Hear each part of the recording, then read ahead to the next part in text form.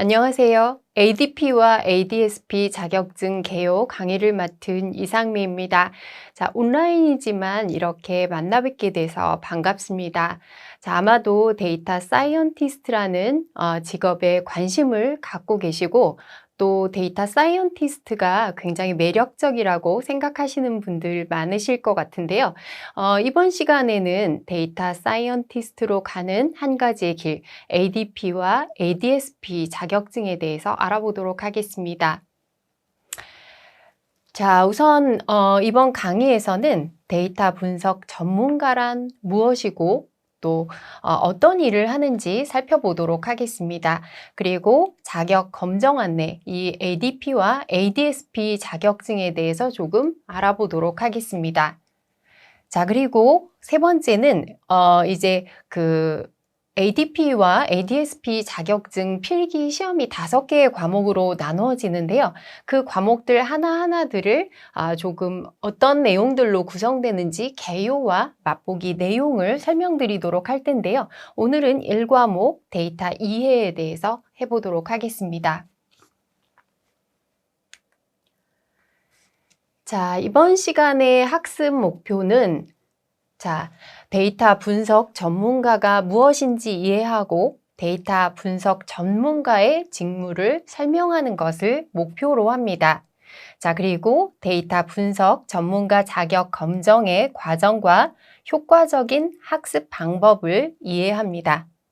자, 그리고 데이터, 정보, 지식, 지혜의 차이점과 데이터베이스를 설명하는 것을 목표로 하겠습니다. 자, 본격적인 수업에 들어가기 전에 제가 퀴즈를 하나 드리도록 하겠습니다. 자, 아마 이분 많이 아실 것 같은데요. 바로 사피엔스의 저자 유발 하라리 교수님입니다. 자, 이분이 하신 말 중에서 미래의 종교는 무슨 종교다 라는 말이 있습니다. 자, 과연 미래의 종교는 무슨 종교일까요? 자, 정답을 한번 생각해 보시면 좋겠습니다. 자, 미래의 종교는 바로 데이터 종교다라고 얘기를 하셨습니다.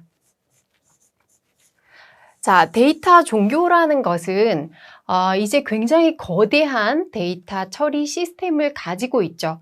자, 우주와 같이 방대한 데이터 처리 시스템을 가지고 있고 이것이 마치 신과 같이 우리 곁에 있을 것이다 라는 그런 의미가 되겠습니다. 자, 늘 우리 주변에 존재하는 것이 바로 데이터가 될 것이다 라고 얘기를 한 것이죠. 자, 우리가 바로 데이터에 대해서 열심히 공부를 해야 할 이유가 잘 설명이 된 말 같습니다. 자, 미래의 종교는 데이터 종교다라고 얘기를 했습니다.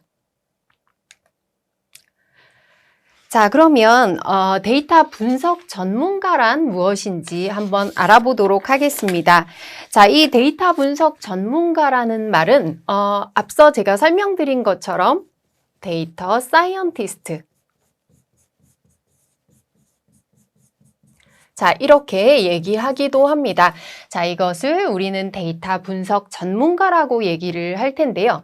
자, 이 데이터 분석 전문가는 우선 데이터 이해와 처리 기술을 기본기로 가지고 있습니다. 데이터에 대한 전반적인 이론들, 이런 내용들 잘 알고 있고 데이터를 처리하기 위해서 필요한 기술들도 잘 가지고 있어야 됩니다. 자, 그것을 바탕으로 해서 데이터 분석을 기획하고 데이터 분석을 하고 또 데이터 시각화 업무를 수행한다. 자, 이게 바로 데이터 분석 전문가의 직무라고 볼 수가 있는데요.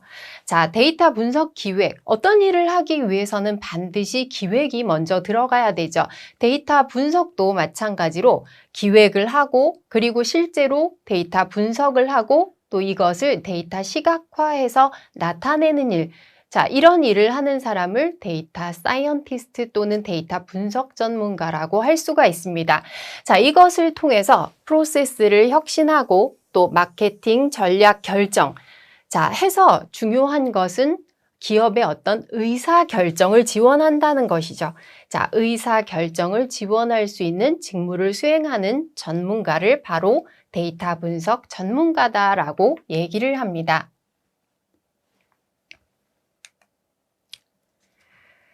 자, 이 그림은 굉장히 유명한 그림입니다. 데이터 과학을 공부하는 사람들 사이에서 아주 유명한 그림이 되겠는데요. 자, 드류 코네이라는 사람이 만든 벤 다이어그램입니다. 자, 보시면 가운데 데이터 사이언스가 있습니다. 자, 바로 데이터 과학이죠. 자, 이 그림은 무엇을 나타내냐면 이 데이터 과학을 하는 사람들은 어떤 역량을 가지고 있어야 되는지 설명을 하고 있는 그림입니다. 자, 우선 눈에 띄는 게 자, 수학과 통계학에 대한 지식이 눈에 띄실 겁니다. 자, 반드시 데이터 과학을 하는 사람은 수학과 통계학의 지식이 있어야 된다. 라는 그런 의미가 되겠고요.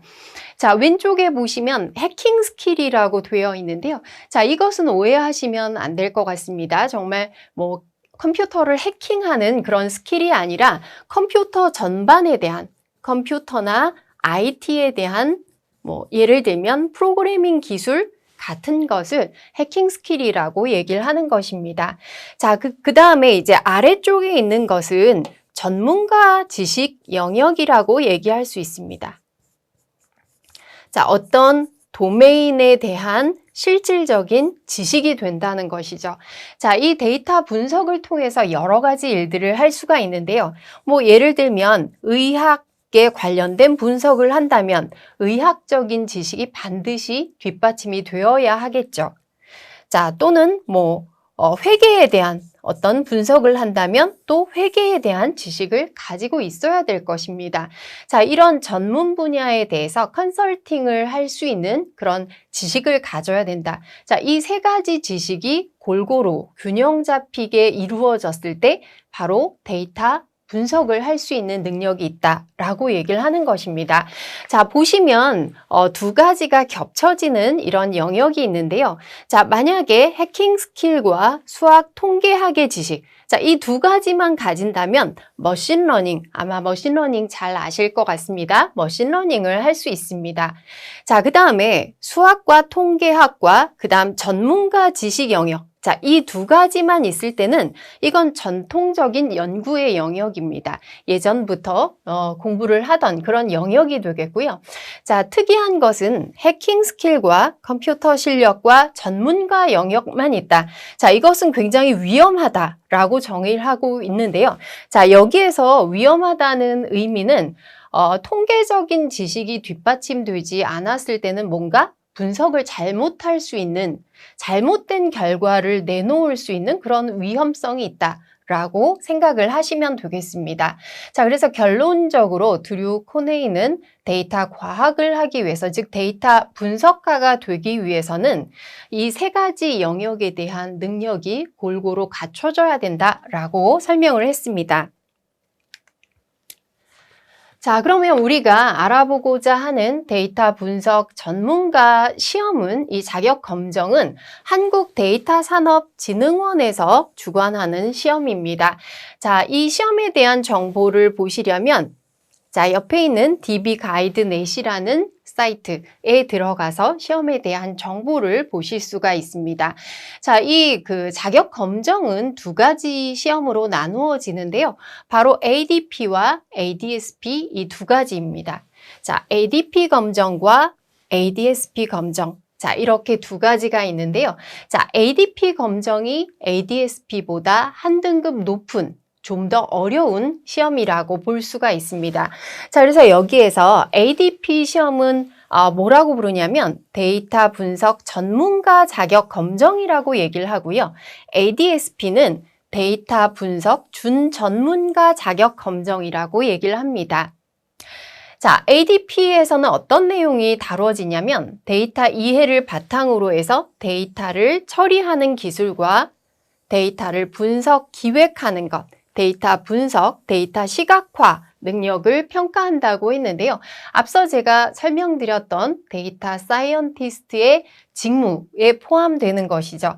자, 그래서 즉 이것이 바로 과목이 되겠습니다. 시험으로 치루어지는 과목이 되겠고요.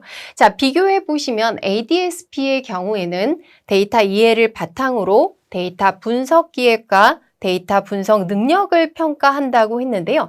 자, 좀 빠진 내용들이 있죠. 그래서 ADSP는 좀 과목이 적은 것이 특징이 되겠습니다. 자, 또 한 가지 굉장히 큰 차이점이 있다면 ADP의 경우에는 필기 시험을 본 다음에 합격을 하면 반드시 실기 시험을 봐야 합니다. 그런데 ADSP의 경우에는 필기 검정만으로 치루어지는 시험이 되겠습니다. 자, 좀 더 쉬운 그런 시험이 되겠고요. 뒤에서 다시 설명드리겠지만 ADP의 경우에는 응시하기 위해서 자격 요건이 굉장히 까다롭습니다. 자, 그래서 그 자격 요건을 갖지 않으신 분들은 반드시 ADSP를 먼저 시험을 보셔야 됩니다. 자, 그러면 이제 좀 상세한 자격 검정 안내를 해보도록 하겠습니다.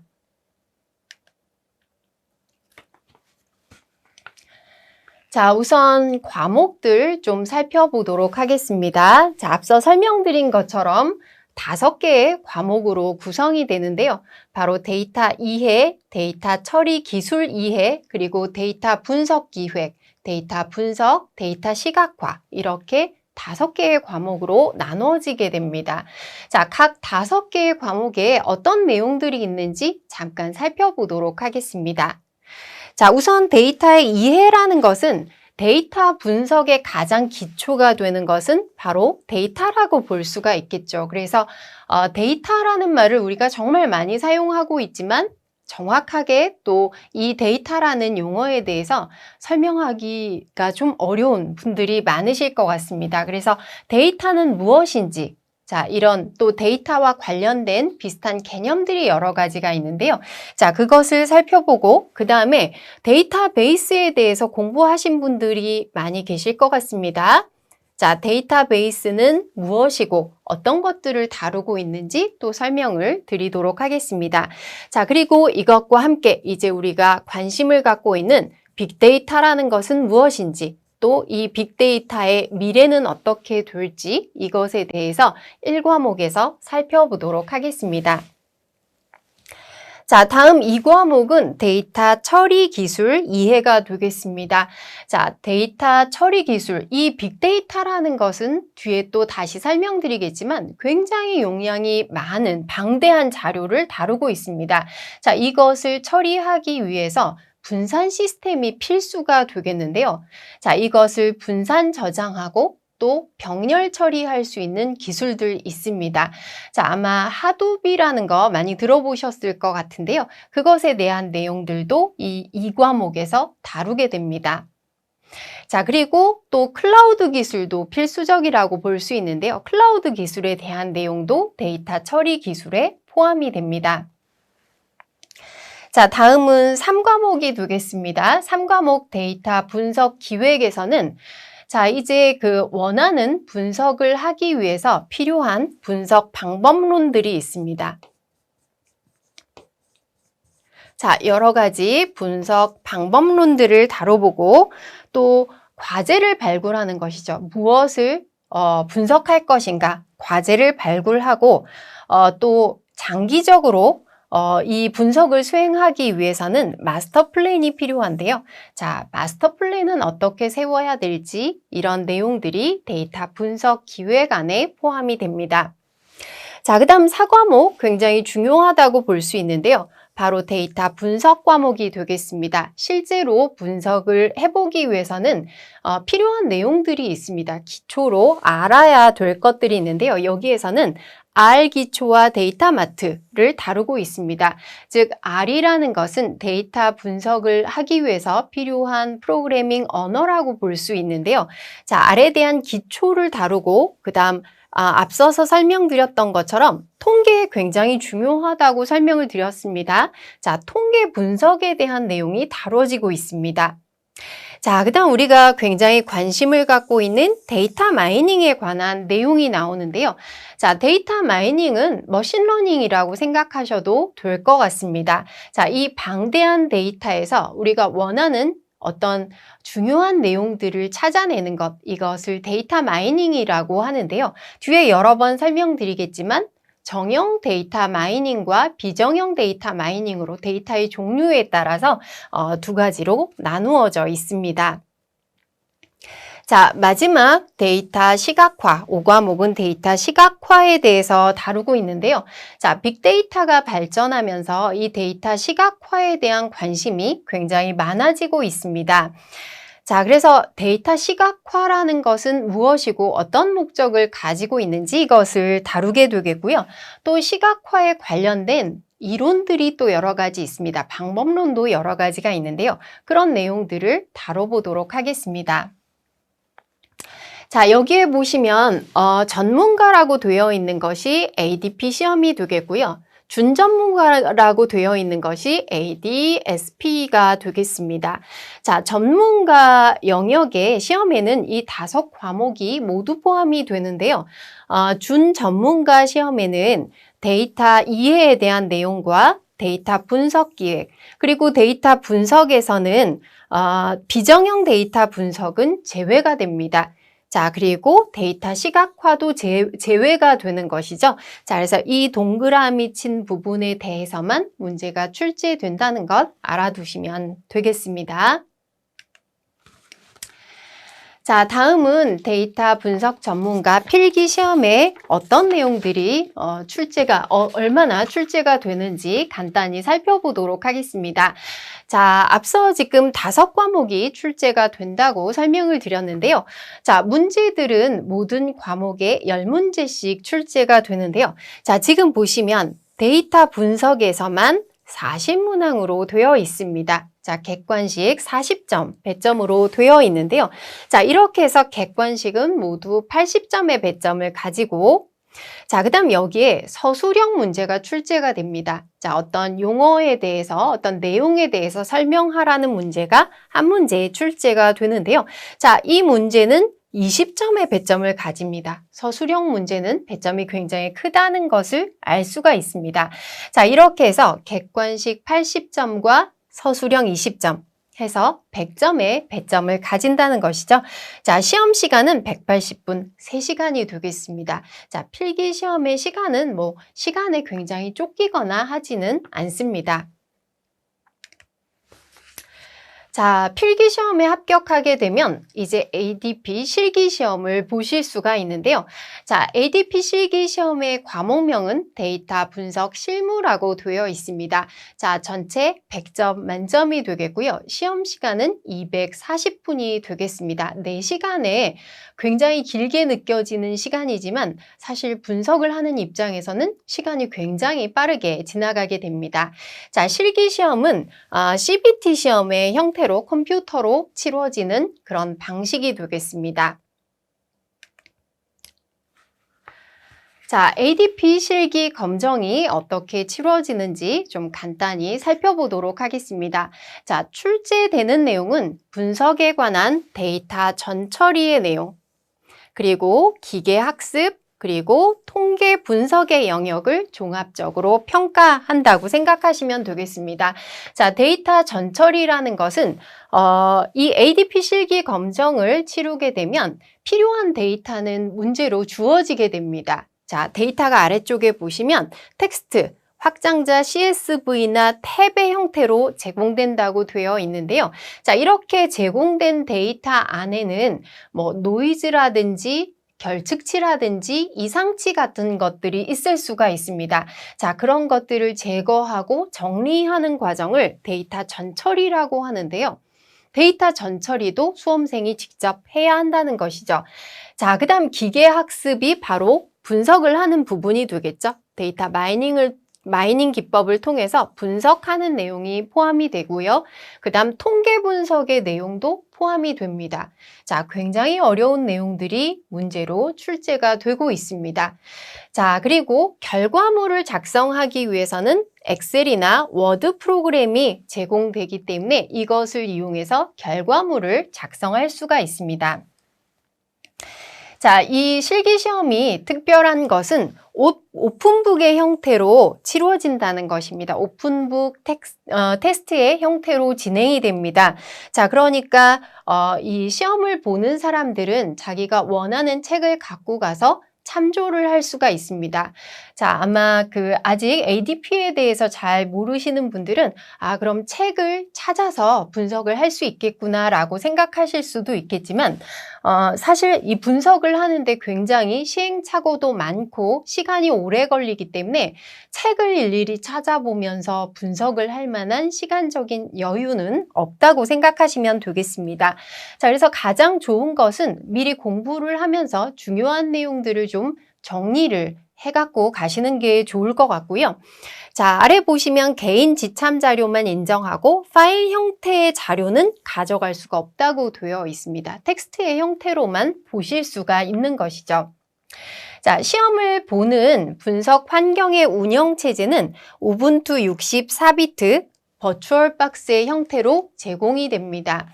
자, 만약 이런 환경에서 실습을 해본 적이 없으시더라도 시험 전에 충분한 설명을 하기 때문에 걱정을 하지 않으셔도 될 것 같습니다. 자, 그다음 분석에 사용되는 언어가 필요할 텐데요. 요즘 가장 많이 사용하는 언어가 바로 R과 파이썬이 되겠는데요. 자, R이나 파이썬을 선택해서 분석 작업을 할 수 있는 환경을 제공합니다. 자, 그러니까 본인에게 좀 친숙한 자신이 있는 언어를 선택해서 시험을 준비를 하시면 되겠습니다. 자, 다음은 데이터 분석 준전문가 필기 시험입니다. ADS-P가 되겠고요. 앞서 설명드린 것처럼 ADS-P는 필기 시험만을 봅니다. 자, 실기가 치러지지 않기 때문에 수험자의 입장에서는 좀 더 쉬운 그런 시험이라고 볼 수가 있습니다. 자, 그리고 필기 과목도 굉장히 적죠. 5과목이 아니라 데이터 이해와 데이터 분석 기획과 데이터 분석 이렇게 3가지 과목으로 줄어들게 되겠고요. 자, 객관식 문제를 보시면 데이터 이해와 데이터 분석 기획은 8문제인데 데이터 분석 24문제입니다.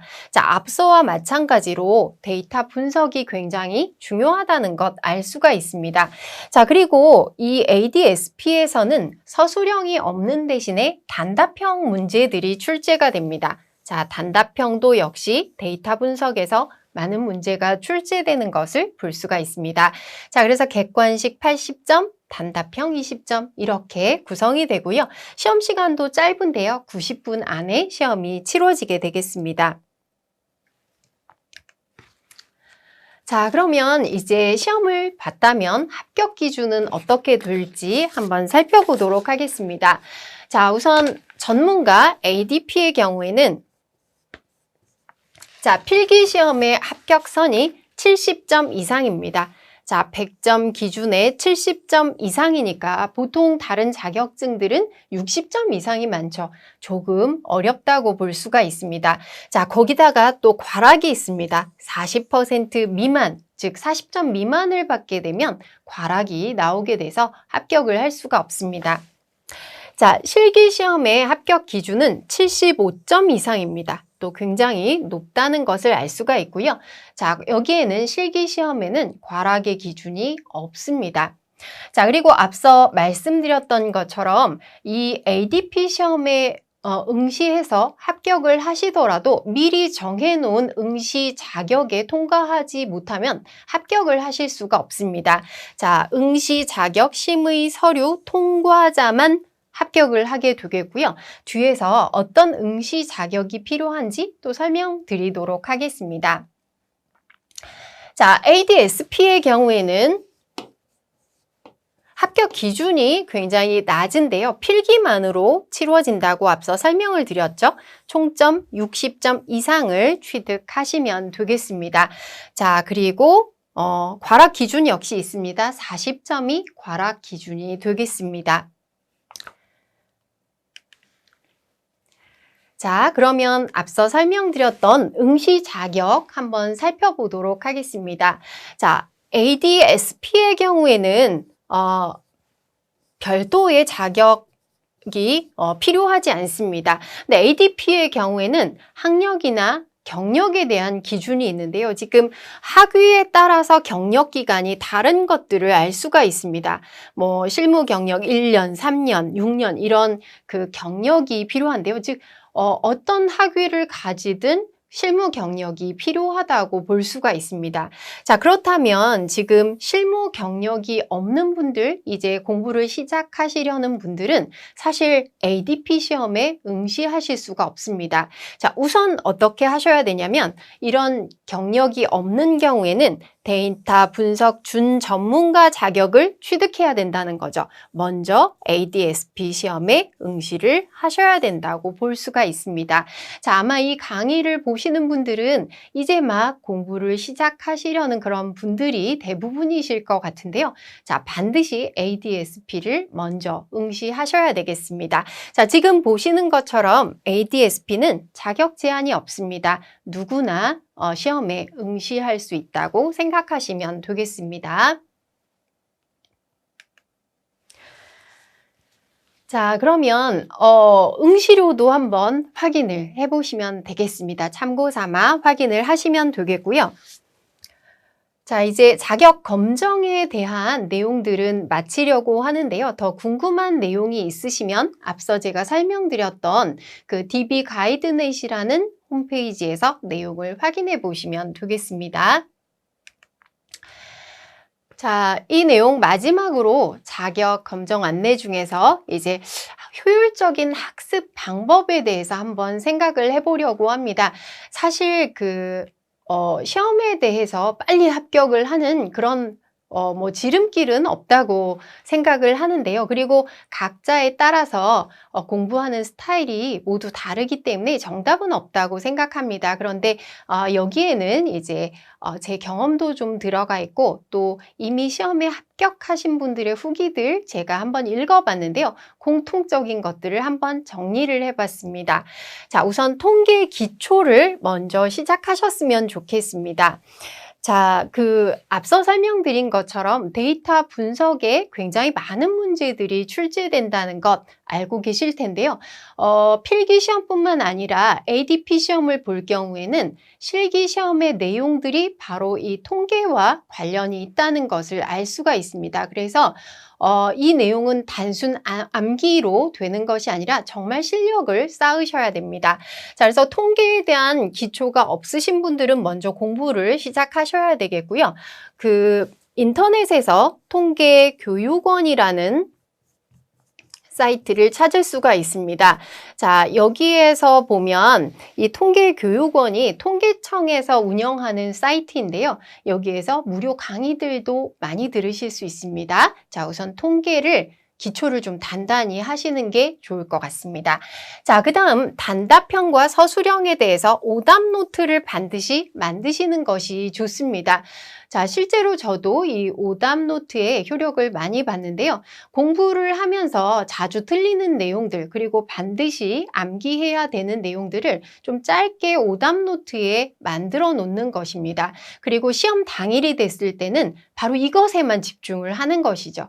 전철 타고 가면서도 오답 노트를 읽고 시험 직전까지도 이 내용들을 읽게 되면 단답형이나 서술형에서도 좀 좋은 효과를 볼 수가 있습니다. 정리를 잘 하셔서 오답 노트 만드는 것 좋을 것 같습니다. 자, 그 다음에 기출문제 풀기. 자, 이 시험에 ADP와 ADSP의 시험은 기출문제가 공개되지 않습니다. 그래도 찾아보시면 기출문제를 복원한 것들이 인터넷의 여러 카페들에서 보실 수가 있겠고요. 그 다음에 이제 시중에 교재들도 기출문제를 복원해서 실어놓은 것들이 있습니다. 자, 이 문제들을 많이 풀어보시면 의외로 많은 기출문제들이 반복되고 있는 것을 알 수가 있습니다. 자, 그리고 기본적인 명령어는 암기하고 주요 코드를 정리해라. 실기시험에 대비하기 위해서 R이나 파이썬의 코드들, 자, 중요한 내용들 또는 기본적인 내용들은 암기를 하고 계신 것이 좋습니다. 앞서 설명드린 것처럼 오픈북의 형태이긴 하지만 책을 일일이 찾아볼 만한 시간은 없습니다. 자, 그래서 중요한 건 암기하고 또 중요한 코드들 정리해 놓으시는 것이 좋을 것 같습니다. 자, 그럼 여기까지 이제 자격 검정 안내에 대한 내용들을 살펴보도록 자격 검정에 대한 내용들을 마무리를 하도록 하겠고요. 자, 이제 1과목 데이터 이해부터 조금 살펴보도록 하겠습니다. 저한테 주어진 시간이 많지 않기 때문에 여기에서 다루어지는 모든 과목들을 우리가 공부할 만한 시간적인 여유는 없는 것 같습니다. 자, 그래서 이 과목에서는 어떤 내용들이 다루어지는지 좀 간단히 생각하면 과목에 대한 맛보기 정도로 생각을 해주시면 좋을 것 같습니다. 자, 오늘은 우선 1과목 데이터 이해에 대해서 살펴보도록 하겠습니다. 자, 1과목 데이터 이해에 어떤 내용들이 나오는지 한번 살펴보도록 하겠습니다. 자, 우선 이 데이터 이해에서는 이 과목은 이제 다른 과목들을 공부하기 위한 기초 과목이라고 볼 수가 있습니다. 어떻게 생각하면 좀 쉬운 내용들로 구성되어 있다고 볼 수가 있는데요. 또 이 1과목을 잘 공부해 놓으셔야 뒤에 과목들을 좀 더 쉽게 공부하실 수 있습니다. 자, 우선 첫 번째 데이터의 이해라는 것은 자, 데이터를 우리가 분석하기 위해서 데이터라는 것은 무엇인가? 또 뒤에 설명드리겠지만 데이터와 좀 혼용이 되어서 혼돈이 되는 그런 용어들이 있습니다. 그런 용어들의 정의를 내려보도록 하겠습니다. 자, 그 다음에 데이터의 가치와 미래에서는 자, 우리가 공부하려는 빅데이터는 무엇인가? 빅데이터의 정의도 또 여러 가지가 있는데요. 자, 빅데이터의 정의를 살펴보고 미래의 빅데이터는 어떻게 발전할 것인지 그런 것들 살펴보도록 하겠습니다. 자, 세 번째, 가치 창조를 위한 데이터 사이언스의 전략 인사이트. 자, 이 챕터에서는 우리가 데이터 과학이라고 하는 데이터 사이언스, 정의는 어떻게 되고, 자, 미래에는 이 데이터 사이언스가 또 어떻게 발전할지 이런 내용들 살펴보도록 하겠습니다. 자, 이게 이제 전체의 내용이고요. 이 전체의 내용을 다 살펴보기는 어렵고, 오늘은 데이터 이해에 대한 일부의 내용을 살펴보도록 하겠습니다. 자, 우선 데이터의 정의부터 살펴보도록 하겠습니다. 자, 우리가 데이터라는 말을 정말 많이 사용하지만 데이터의 정의를 뭐라고 내릴지 또 데이터라는 말은 도대체 언제부터 사용되었는지 이런 것에 대해서 잘 알고 계신 분들은 없을 것 같습니다. 자, 이 데이터라는 말은 1646년에 영국 문헌에서 처음 등장했습니다. 자, 1646년이니까 굉장히 좀 오래 전부터 데이터라는 용어를 사용했다는 것을 알 수가 있는데요. 자, 라틴어인 데어라는 말의 과거 분사형으로 주어진 것이라는 뜻을 가지고 있습니다. 자, 이 데이터라는 말은 처음에는 굉장히 관념적이고 추상적인 개념으로 사용이 되었는데요. 1940년대 이후, 그러니까 컴퓨터가 나오면서부터 실제로 굉장히 기술적이고 사실적인 의미로 변화되었다고 생각할 수가 있습니다. 자, 이 데이터에 대해서 옥스포드 대사전에서 뭐라고 정의를 내렸냐면 데이터는 추론과 추정의 근거를 이루는 사실로 정의가 되어 있습니다. 자, 예를 들면 우리가 어떤 고객 데이터를 가지고 있다고 할 때 자, 고객 데이터를 분석하게 되면 자, 이 고객이 어떤 물건을 구입했을 때 단순히 이 물건을 얼마에 구입했느냐 이런 것만 알게 되는 것이 아니라 자, 이 고객이 이 물건을 구입하고 또 이후에는 어떤 물건을 구입할지 이런 것들도 예측을 할 수가 있겠고요.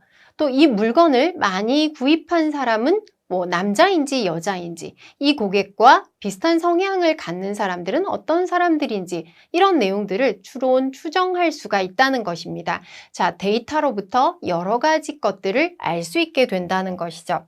자, 그래서 데이터는 객관적 사실이라는 존재적 특성을 갖는 동시에 추론, 예측, 전망, 추정을 하기 위한 근거로 기능하는 당위적 특성이다라고 정의를 내릴 수가 있습니다. 자, 우리가 생각하는 것보다 굉장히 복잡한 내용을 가지고 있는 것이 바로 데이터라고 할 수가 있습니다. 자, 다음은 데이터의 유형을 살펴보도록 하겠습니다. 자, 이 데이터의 유형은 이후로 우리가 굉장히 많이 사용할 용어이기 때문에 잘 알고 계시면 좋을 것 같습니다. 자, 우선 정성적인 데이터와 정량적인 데이터로 구분할 수 있습니다. 자, 정성적이다 또는 정량적이다 이런 용어를 사용하게 되는데요. 자, 정성적 데이터는 자, 언어나 문자의 형태로 되어 있습니다. 자, 다시 보시면 숫자의 형태로 우리가 익숙하게 사용하는 숫자의 형태로 되어 있지 않다는 것을 알 수가 있습니다. 자, 정성적 데이터에 포함되는 것은 자, 우리가 인터넷에서 많이 사용하는 SNS 또는 이메일 이런 것들이 정성적 데이터에 포함이 된다고 볼 수가 있겠고요. 자, 정량적 데이터가 바로 우리한테 굉장히 익숙한 데이터가 되겠는데요. 자, 수치나 도형, 기호 등을 의미합니다. 자, 그러니까 익숙하게 볼 수 있는 엑셀로 정리된 표나 기존 잘 정제되어 있는 데이터베이스 이런 것들을 정량적인 데이터로 생각하시면 되겠고요. 자, 대표적인 예로는 나이, 몸무게, 숫자로 쉽게 표현할 수 있는 그런 형태가 되겠죠. 자, 그래서 이 정성적인 데이터를 다른 말로 비정형 데이터라고 얘기를 합니다. 정형화되어 있지 않은 데이터가 되겠고요. 자, 정량적 데이터는 정형 데이터다. 이렇게 얘기를 하게 됩니다. 자, 그러면 이 두 가지 데이터 중에서 어떤 것들이 좀 더 분석하기가 어려울까요? 자, 빅데이터 시대에 쏟아지는 데이터들이 있는데요. 자, 이 중 80%가 비정형 데이터라고 합니다. 자, 나머지 20%의 자료만이 정형 데이터라고 할 수가 있는 것이죠.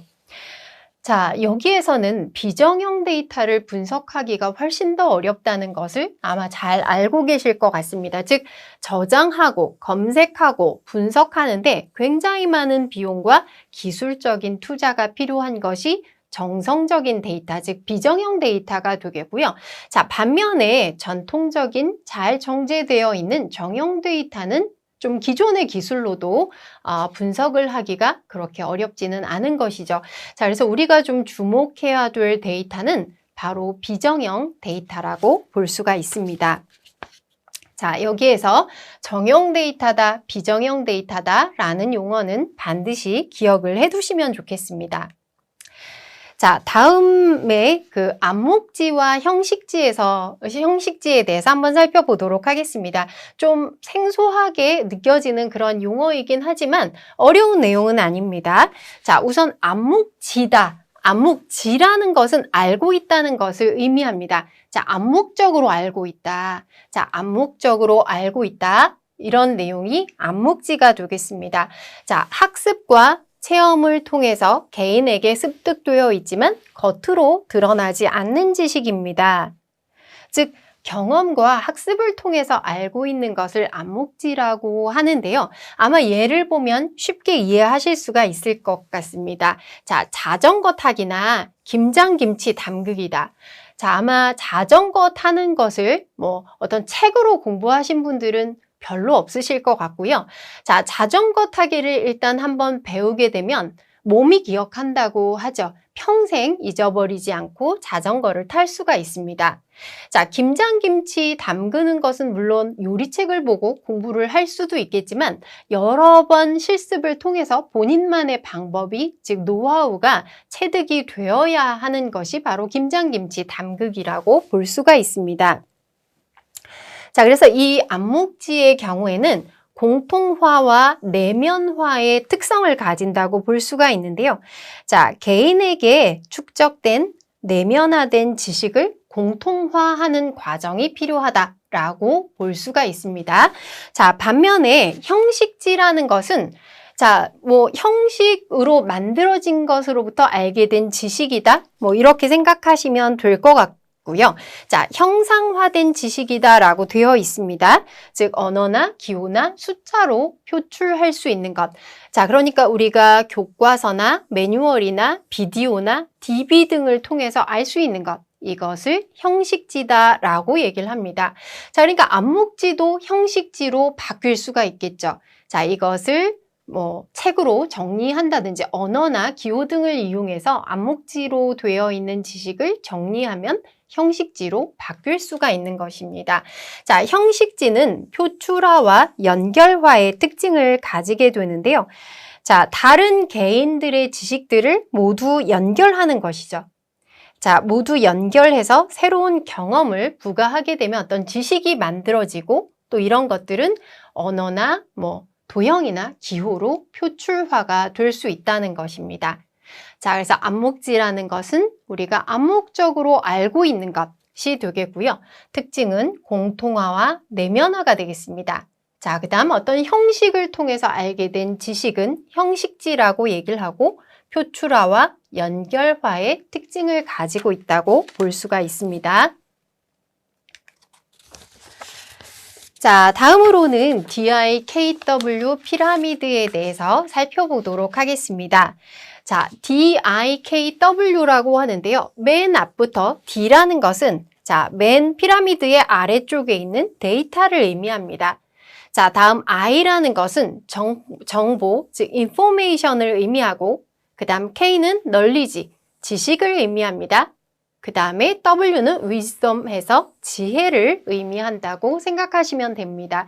자, 이 네 가지 용어에 대해서 정의를 어떻게 내려야 되겠다. 자, 구분이 잘 가시나요? 자, 이 네 가지를 좀 우리가 혼돈해서 사용하고 있는데요. 정의를 내리기가 쉽지가 않습니다. 자, 각각의 정의들을 한번 생각해 보도록 하겠습니다. 자, 데이터라는 것은 우리 주변에 굉장히 많이 널려 있는 객관적인 사실입니다. 자, 객관적인 사실이지만 개별 데이터 자체로는 의미가 별로 없습니다. 자, 이런 우리 주변의 많은 객관적인 사실들을 데이터라고 얘기를 하는데요. 자, 예를 들면 A마트는 100원, B마트는 200원에 연필을 판다. 자, 그냥 객관적 사실이죠. A마트는 연필이 100원이고 B마트는 200원이다 라는 객관적인 사실입니다. 자, 그런데 그 다음으로 정보의 단계로 올라갈 수가 있습니다. information 이렇게 얘기하는데요. 자, 우리가 컴퓨터의 정의를 내릴 때 데이터를 가공해서 정보를 만드는 것이 컴퓨터다. 아마 이렇게 정의를 내리는 것 많이 들으셨을 텐데요. 자, 뭔가 데이터를 좀 가공한 형태로 바꾸는 게 정보라고 볼 수가 있습니다. 자, 데이터의 가공, 처리와 데이터 간의 연관관계 속에서 의미가 도출된 것이다. 자, 데이터를 가공해서 다른 형태로 만들면서 데이터와 데이터를 연관관계에 짓는 것이죠. 자, 예를 들면 A마트의 연필 가격이 더 싸다. 자, 데이터로는 A마트는 100원, B마트는 200원이라는 것을 알았다면 이것을 좀 더 가공해서 A마트의 연필 가격이 더 싸다. 라는 것을 정보라고 할 수가 있습니다. 자, 다음은 지식의 단계가 되겠습니다. 자, 요즘 정말 TV나 유튜브를 통해서 아주 쏟아지는 정보 속에서 우리가 살고 있다고 볼 수 있는데요. 자, 이런 정보들 중에서 나에게 필요한 어떤 유의미한 정보들을 골라서 이것을 지식으로 만들 수가 있는 것입니다. 자, 지식의 단계에서는 다양한 정보를 구조화해서 유의미한 정보를 분류하고 개인적인 경험을 결합하는 것이죠. 그래서 고유의 지식으로 내재화한 것을 지식이라고 할 수가 있습니다. 자, 뭔가 정보라는 것은 꼭 내가 만들지 않아도 다른 사람들에 의해서 주어지는 좀 수동적인 그런 성격을 가지고 있다면 지식은 좀 더 능동적인 성격을 가지고 있다고 볼 수가 있습니다. 자, 정보에다가 내 개인의 경험을 결합시키는 것이죠. 자, 그럼 지식은 이렇게 볼 수가 있는데요. 상대적으로 저렴한 A마트에서 연필을 사야겠다. 자, 내가 결론을 좀 내리는 것이죠. 자, 이것을 지식이라고 볼 수가 있습니다. 자, 여기에서 한 단계 더 위로 올라가게 되면 지혜가 되는 것입니다. 자, 지혜는 지식의 축적과 아이디어가 결합된 것이죠. 자, 지식에다가 아이디어를 더해서 창의적인 산물을 만들어내는 것입니다. 정말 나만의 어떤 지혜를 만들어내는 것이죠. 자, 그래서 이런 아래 데이터 정보 지식들을 통해서 자, A마트의 다른 상품들도 비교를 해보게 되는 것입니다. 자, 이것을 통해서 연필뿐만 아니라 A마트의 다른 상품들도 B마트보다 좀 더 쌀 것이라고 판단하는 것. 자, 이게 지혜의 경지라고 볼 수가 있습니다. 자, 조금 예를 통해서 조금 구분이 되실지 모르겠습니다. 그러나 이게 또 문장으로 문제가 출제되면 굉장히 어려운 느낌이 듭니다. 자, 그래서 각각의 정의들을 좀 잘 읽어보시면 좋겠습니다. 자, 다음은 데이터베이스의 정의에 대해서 잠깐 살펴보도록 하겠습니다. 아마 데이터베이스 공부하신 분들 많이 계실 것 같은데요. 데이터베이스의 정의도 굉장히 여러 가지들이 있습니다. 자, 여기에 나온 정의는 앞서 설명드렸던 ADP 자격증 가이드 책이 있습니다. 거기에 나온 정의를 한번 적어봤습니다. 자, 데이터베이스는 문자, 기호, 음성, 화상, 영상 등. 자, 이 내용들이 모두 데이터라고 볼 수가 있겠죠? 자, 이것을 상호 관련된 다수의 콘텐츠를 정보 처리 및 정보 통신 기기에 의해서 자, 이것은 뭐 컴퓨터나 IT 기기라고 볼 수가 있습니다. 컴퓨터로 처리한다는 것을 의미하고요. 체계적으로 수집 축적해서 다양한 용도와 방법으로 이용할 수 있도록 정리한 정보의 집합체다라고 볼 수가 있습니다. 자, 데이터베이스는 단순한 데이터들의 저장소를 의미하지 않습니다. 자, 첨단 기술 정보를 이용해서 데이터를 저장하고 검색할 수 있는 복합체라고 볼 수가 있습니다. 자, 아마 그 데이터베이스의 특성도 잘 아실 것 같은데요. 간단히 한번 정리해 보도록 하겠습니다. 자, 우선 첫 번째 데이터베이스는 통합된 데이터입니다. 자, 데이터베이스에서 동일한 내용의 데이터가 중복되어 있지는 않습니다. 여러 가지 데이터들이 통합이 되어 있는데요.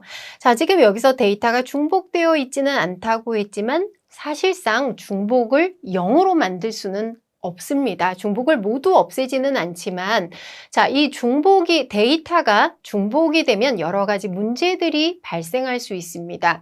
자, 어떤 데이터를 삽입하거나 수정하거나 삭제할 때 문제가 발생할 수 있기 때문에 최대한 중복을 줄이는 것을 목적으로 하고 있습니다. 자, 두 번째는 저장된 데이터라는 것입니다. 자, 앞서 설명드렸던 것처럼 데이터베이스는 컴퓨터에 저장되어서 처리가 되는 그런 내용이 되겠죠. 그래서 자, 컴퓨터가 접근할 수 있는 여러 가지 저장 매체에 저장이 되어 있습니다. 컴퓨터 기술을 바탕으로 한다고 생각하시면 되겠습니다. 자, 세 번째는 공용 데이터입니다. 자, 이 데이터베이스라는 것은 한 사람의 사용자가 사용하는 것이 아니라 여러 사용자가 서로 다른 목적으로 데이터를 공동으로 이용하게 됩니다.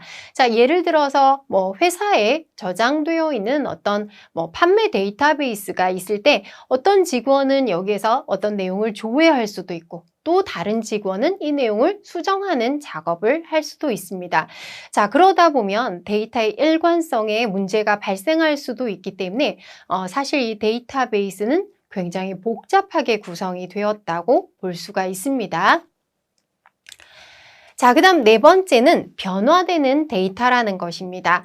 자, 이 데이터베이스는 정지되어 있는 것이 아니라 삽입이나 삭제, 갱신이 있어서 계속해서 변화되는 특성을 가지고 있습니다. 그래서 항상 정확한 최신의 데이터를 유지되는 것을 목표로 하고 있습니다.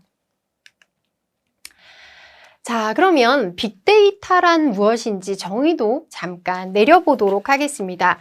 자, 역시 이 빅데이터의 정의를 내린 사람들도 굉장히 많습니다. 자, 그런데 가장 대표적인 정의, 많이 사용되는 것이 가트너 그룹의 더그 레니가 내린 정의가 되겠습니다. 이걸 굉장히 많이 사용하고 있어서 아마 많이 들어보셨을 것 같은데요. 자, 빅데이터의 빅이라는 것은 크다는 것을 의미하지만 단순히 용량이 크다는 것만을 의미하지는 않습니다. 자, 그래서 3V를 정의를 내리고 있는데요. 자, 첫 번째는 양, 즉 볼륨이 되겠습니다. 자, 볼륨이라는 것은 데이터의 규모 측면에서 얘기를 하는 것인데요. 잘 아시겠지만 예전에는 데이터 용량을 따질 때 뭐 메가바이트, 그 다음 기가바이트 이런 용량을 사용했지만 지금은 테라바이트, 페타바이트, 자, 이상의 단위들도 있습니다. 굉장히 큰 용량의 단위를 사용하고 있는데요. 자, 데이터의 규모 측면에서 굉장히 커졌다는 것을 알 수가 있습니다. 자, 그리고 IoT, 즉 사물 인터넷이라고 하죠. 이 사물 인터넷이 발전하면서 여러 가지 센싱 데이터가 실시간으로 굉장히 많이 발생되고 있습니다. 자, 그리고 인터넷에서 뭐 SNS나 이메일을 통해서 굉장히 많은 비정형 데이터가 실시간으로 발생되고 있습니다. 자, 이것으로 인해서 데이터의 양이 어마어마하게 증가되었다고 볼 수가 있습니다. 자, 두 번째는 다양성, 버라이어티가 되겠습니다. 자, 데이터의 유형과 소스의 측면이다라고 했는데요. 앞서 제가 설명드렸던 것처럼 데이터의 유형에는 정형과 비정형 데이터가 있습니다. 예전에는 주로 데이터베이스로 잘 정제되어 있는 정형 데이터만을 다루었지만 지금 현재는 비정형 데이터가 굉장히 많이 늘어나고 있죠. 뭐 동영상이라든지 음악이라든지 뭐 카톡 데이터, SNS, 위치 정보, 자, 이런 것들로 만들어지는 비정형 데이터가 넘치고 있다는 것입니다. 아주 다양한 데이터들을 다뤄야 한다는 것입니다. 자, 세 번째는 velocity라고 하는데요. 속도입니다. 데이터의 수집과 처리 측면에서 굉장히 속도가 빨라졌다. 자, 예전에는 수일이나 수주 걸려서 수집이 되고 분석해야 될 일을 지금은 실시간으로 계속해서 데이터가 내 손 안에 들어오고 있습니다. 자, 그래서 이 세 가지 볼륨과 버라이어티, 벨로시티 이 세 가지를 합쳐서 3V라고 얘기를 하는데요. 자, 여기에 뭐 가치, 밸류나 시각화, 비주얼라이제이션, 그 다음에 정확성, 베라시티 같은 것들을 더해서 4V로 설명을 하기도 합니다.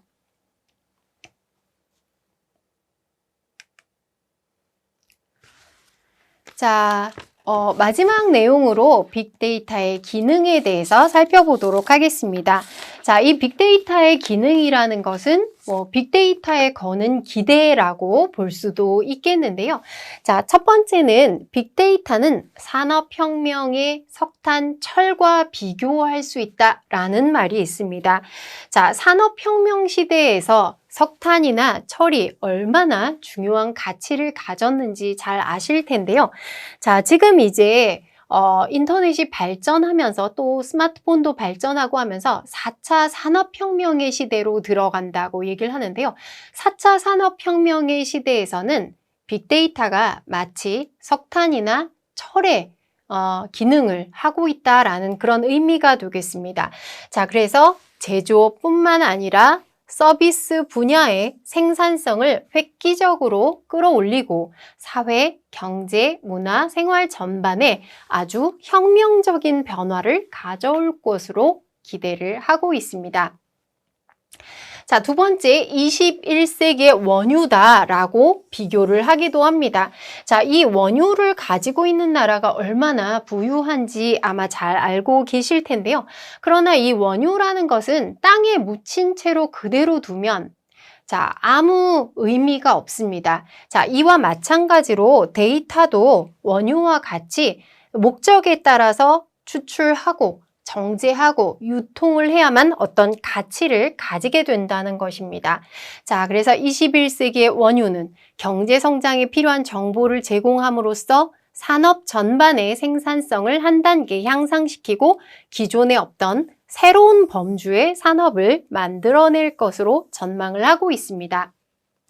자, 세 번째는 렌즈의 비교를 하기도 하는데요. 렌즈 하면 아마 현미경의 렌즈가 생각이 나실 것 같습니다. 자, 우리가 이 현미경의 렌즈를 통하게 되면 실제 우리 눈으로 볼 수 없는 많은 사실들을 볼 수가 있다는 것이죠. 자, 빅데이터도 역시 이 렌즈의 역할을 해서 자, 이 사회 전반에 도처에 있는 데이터들이 가지고 있는 어떤 의미를, 새로운 의미를 발견해낼 수 있다는 것입니다. 자, 그래서 렌즈를 통해 현미경이 생물학 발전에 미쳤던 영향만큼이나 데이터가 산업 발전에 영향을 미칠 것으로 기대를 하고 있습니다. 자, 마지막으로는 플랫폼이라고 얘기를 하는데요. 자, 플랫폼이라는 것은 어떤 기차 플랫폼 같은 것을 생각하시면 됩니다. 자, 공동 활용의 목적으로 구축된 유무형의 구조물을 바로 플랫폼이라고 얘기를 하는데요. 자, 이 빅데이터가 바로 여러 가지 기술들을 매개할 수 있는 플랫폼의 역할을 할 것으로 기대를 하고 있습니다. 자, 그래서 이런 비유의 말들, 빅데이터를 비유하는 말들도 문제에 출제되기 때문에 기억을 해두시면 좋겠습니다. 자, 이것은 렌즈에 대한 예가 되겠는데요. 앵그램 뷰어라는 사이트가 있습니다. 굉장히 재미있는 사이트라 제가 소개를 해드리고 싶어서 캡처를 해서 넣었습니다. 자, 어떻게 이 빅데이터가 렌즈의 역할을 하는지를 알 수가 있는데요. 자, 구글은 지금 이 차트를 보시면 1800년부터 2000년까지 출간된 책들을 모두 데이터베이스화 했습니다. 3천만 권의 책을 데이터베이스화 했다고 하는데요. 자, 그 중에 800만 권으로부터 확보된 자료를 이용해서 데이터를 검색할 수 있습니다. 자, 그러니까 내가 검색어를 넣으면 그 검색어가 1800년부터 2000년까지의 책들 중에서 어떤 시대에 많이 언급이 되었는지를 알 수가 있는데요. 자, 제가 검색어로 넣은 것은 에디슨과 아인슈타인과 뉴턴이 되겠습니다. 자, 세 명 모두 굉장히 유명한 과학자가 되겠는데요. 자, 이 과학자들이 어느 시대에 활동했는지 또 누가 제일 많이 언급됐는지가 좀 궁금했습니다. 지금 보시면 자, 이 초록색 선이 제일 먼저 나타나기 시작했는데요. 자, 이것은 뉴턴이 되겠습니다. 1800년대 이후로부터 굉장히 많이 뉴턴이 언급된 것을 볼 수가 있습니다. 활동 시기가 굉장히 빨랐던 것이고요. 지금 보시면 에디슨과 아인슈타인은 굉장히 비슷한 시대에, 즉 1900년대 이후에 활동한 것을 볼 수가 있는데요. 자, 파란색 선이 좀 더 먼저 나타나기 시작했습니다. 즉 에디슨이 조금 더 먼저 언급이 되기 시작했고요. 그 다음에 아인슈타인이 언급이 되었습니다. 자, 그래서 2000년대에는 누가 가장 많이 책에 언급이 되었을까요? 자, 순서는 아인슈타인, 그 다음 뉴턴, 에디슨이 되겠습니다. 자, 저는 이것을 검색할 때 아마도 에디슨이 제일 많이 검색되지 않았을까, 책에 언급되지 않았을까라고 생각을 했는데 제가 생각한 것과는 좀 반대의 결과가 나온 것 같습니다. 자, 여러분들도 좀 앵그램 뷰어에 접속해 보셔서 궁금한 것들 검색을 해보시면 좋을 것 같습니다. 자, 그럼 이제 오늘 학습한 내용들 간단히 문제로 한번 정리해 보도록 하겠습니다. 자, 데이터에 대한 설명으로 가장 부적절한 것은 무엇인가, 옳지 않은 것 찾아보도록 하겠습니다. 자, 데이터를 단순한 객체로서 가치뿐만 아니라 다른 객체와의 상호 관계 속에서 가치를 갖는 것으로 설명할 수 있다. 자, 옳은 설명이 되겠습니다. 자, 데이터는 그 형태에 따라서 언어, 문자 등으로 기술되는 정량적인 데이터와 수치, 기호, 도형으로 표시되는 정성적인 데이터로 구분된다. 자, 두 가지가 반대로 설명이 되어 있습니다. 언어, 문자의 경우에는 정성적인 데이터가 되겠고요. 그 다음에 수치, 기호, 도형이라는 것은 정량적인 데이터가 되겠죠. 자, 2번이 잘못된 것 알 수가 있습니다. 자, 3번 보시면 설문조사와 주관식 응답, 트위터나 페이스북, 블로그 등에 올린 글 등과 같은 정성 데이터의 경우 그 형태와 형식이 정해져 있지 않아서 비정형 데이터라고 한다. 정성 데이터는 비정형 데이터라고 한다. 옳은 설명이 되겠습니다. 자, 지역별 온도, 풍속, 강우량과 같이 수치로 명확하게 표현되는 데이터는 정량 데이터다. 자, 옳은 설명이 되겠습니다. 자, 그럼 여기에서 가장 부적절한 것은 2번이 되겠습니다. 자, 다음 문제입니다. 다음은 DRKW 피라미드에 대한 설명이다. 가장 적절한 설명은 무엇인가? 자, 그러니까 옳은 것을 찾는 문제가 되겠습니다. 자, 지식은 근본 원리에 대한 깊은 이해를 바탕으로 도출되는 창의적인 아이디어다. 자, 창의적인 아이디어로 발전한 것은 앞서 지혜라고 설명을 드렸습니다. 자, 정보는 상호 연결된 정보 패턴을 이해하고 이것을 토대로 해서 예측한 결과물이다. 자, 이것은 지식에 대한 설명이 되겠습니다. 자, 3번 지혜는 데이터의 가공 및 상관관계 간 이해를 통해서 패턴을 인식하고 의미를 부여했다. 자, 의미를 부여한 것은 정보라고 볼 수가 있습니다. 자, 4번 데이터는 존재 형식을 불문하고 타 데이터와의 상관관계가 없는 가공하기 전에 순수한 수치나 기호를 의미한다고 할 수 있다. 자, 이게 바로 데이터에 대한 설명이 옳은 설명이 되겠죠. 자, 그러면 정답은 4번이 되겠습니다. 자, 다음 문제입니다. 다음은 데이터베이스의 일반적인 특징에 관한 설명이다. 가장 부적절한 것을 찾는 문제입니다. 자, 데이터베이스는 통합된 데이터이다. 옳은 설명이죠. 데이터베이스는 저장된 데이터이다. 컴퓨터에 저장된 데이터입니다. 3번 데이터베이스는 여러 사람이 함께 사용하는 공용 데이터다. 모두 옳은 설명이 되겠는데요. 4번에 보시면 데이터베이스는 변화되지 않는 데이터다. 데이터베이스는 변화되어서 최신의 내용을 가지고 있는 데이터다라고 설명을 드렸습니다. 자, 그러면 정답은 4번이 되겠습니다. 자, 이번 시간 이제 첫 번째 시간이 되겠는데요. 이번 시간 내용 마치겠습니다. 자, 다음 시간에는 데이터 처리 기술 이해와 데이터 분석 기획에 대해서 살펴보도록 하겠습니다. 다음 시간에 뵙겠습니다. 감사합니다.